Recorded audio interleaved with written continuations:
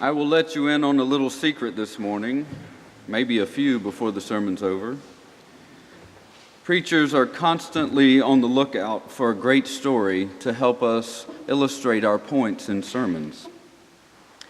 We roam around town among you with eyes and ears peeled and with the gospel of the week in our mind, and we think about what we encounter and from it try to formulate a good story. Wen is laughing, he must do this too. Sometimes we have to bend and twist the story to make it fit the sermon. And if all that bending and twisting fails, sometimes we've been known just to make it up. Since at least last Easter, when I knew I would be preaching this Easter, I have been searching for the story, the one humdinger illustration that encapsulates what resurrection means. And not only have I been searching for the story, but I've even fantasized about the delivery of the sermon, complete with a humdinger ending. I'm not sure you'll get either today, but I couldn't find a story to fit. And the closest I came was this. In 2004, I lived in Charlotte, North Carolina, and I worked third shift at the hospital. I received a 911 page on my pager. Now that just dated myself, but for those of you who do not know, we had pagers back then, and those of you much younger than I am won't even know what that is, but it was sort of a text messaging system before there was text messaging. You would dial a number and put in a return number for the person with the pager, and the number would show up on the screen for you to call back. In the hospital and maybe elsewhere, if you added 911 to the number, it meant there was an emergency and you were to call immediately. So at 3 a.m. one morning, I got a 911 page. I called down to the main office and I asked what was wrong, and I was told to call my mother at home right away. I called, and she was very upset and reported to me that my brother-in-law, Paul, his plane had gone down in Iraq, and there were no survivors. I felt as though I had been punched in the stomach. My sister and her husband had only been married a few years, and he had been very frank with me about how terrible the situation was in Iraq and how much he did not want to go. I was devastated. I hung up the phone with my mother and immediately called my sister.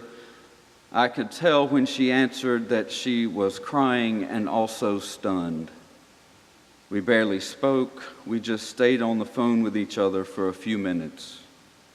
Me not really knowing what to say, wishing I were there with her.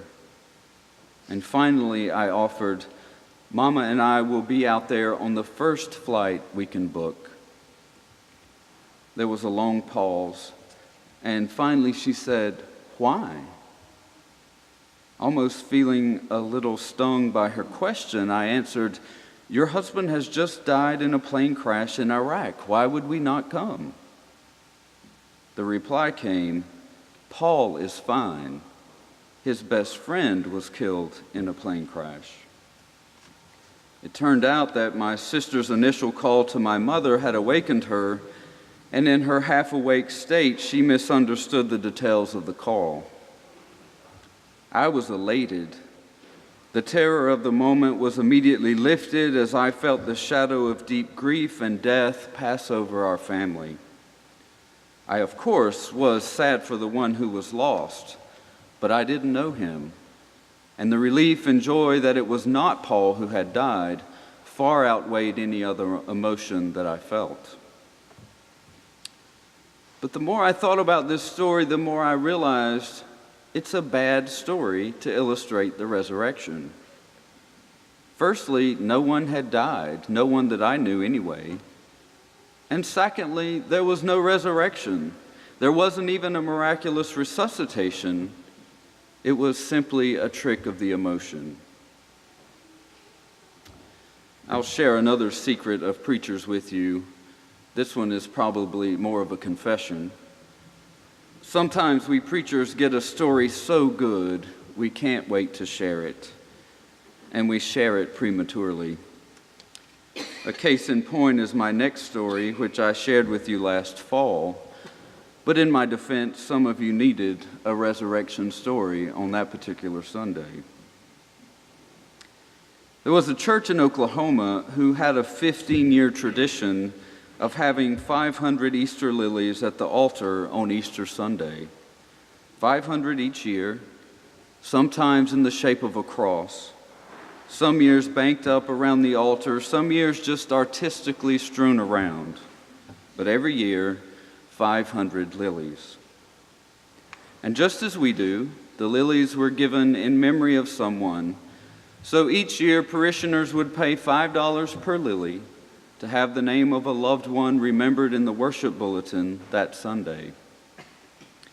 In the 16th year of this tradition, it all fell apart.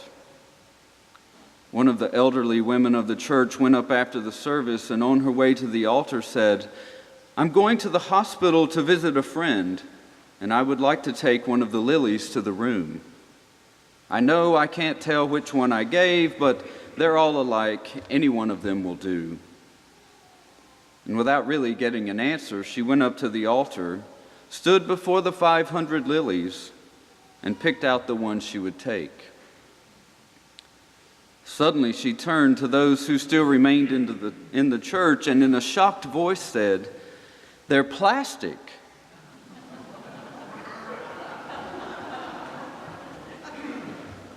And there was a lot of concern in the church. Not just that the lilies were plastic, but people began to think aloud, if the lilies are plastic, they may be the same ones we bought last year. And the year before, and the year before. Committees met, huddles began to form, official and unofficial, and the whole tradition collapsed. Someone came up with a figure, 15 years, 500 lilies at $5 each. That's $37,500 for the same lilies. The pastor gathered those concerned about it and tried to defend the practice of having plastic lilies, lilies that were stored in a cool place and covered and dark and that had indeed lasted for years. His defense was along two lines. The minister said for his practical defense, the sale of these lilies each year allowed us to put money in a contingency fund, and from that we were able to help with outreach and cover unbudgeted expenses. Some were satisfied by this explanation, others rejected it. He then gave his second line of defense, a theological defense, and he said, plastic lilies are more appropriate for Easter anyway, because plastic lilies never die. And then he said, after all, Easter is such a terrible thing to waste. He's right, Easter is a terrible thing to waste, but it's wasted if it's not the dead Jesus, the defeated Jesus, the crucified Jesus who was raised. You cannot get to Easter Sunday without going through Good Friday. There's a growing trend in Christianity to remove the celebration of Easter from the mourning and destruction of Good Friday. Many churches do not even have services on Good Friday. They don't mark the events of horror and shame and death. For them, there is only the perpetual victory of resurrection as their message, never any loss or defeat. But the only place in which the resurrection finds its meaning, the only landscape where it can be placed, is total loss and destruction. You have to have a corpse to have a resurrection. Do you know why our stories and our analogies don't work for the resurrection? It's because there's no precedence for it. You can't point to anything and say, that's what resurrection is like, because it's so irrational. so counter to nature that we have no way to describe it. Even the disciples' reaction to the resurrection is counterintuitive. Rather than elation, all the Gospels report fear.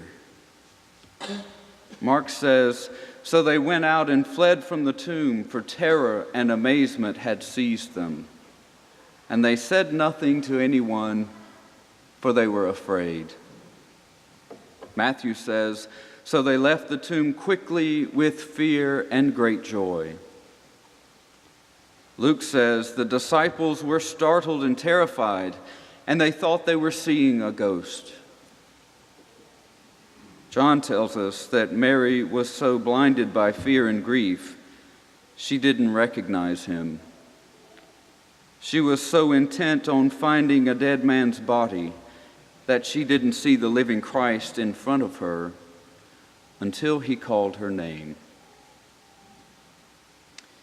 What do you do with a story that isn't rational, that's counter to nature, that's not easily explained with story or even allegory and metaphor, much less direct experience? We all must believe it. After all, we're here this morning bearing witness to it. So what are we to do with it? Exactly what the disciples were told and what they did. Go, tell the story. And just like the disciples, be honest when you don't believe. "I won't believe until I touch the nail prints," said Thomas. Jesus gave him the opportunity. He'll give you the opportunity. Keep meeting together and breaking bread. Keep telling our corporate story to each other, how God has acted. Keep telling your story, the times when you've encountered the risen Christ, the times when nothing was rational or expected and grace broke through and transformed your life. Keep telling the story. Alleluia, Christ is risen. The Lord is risen indeed. Alleluia.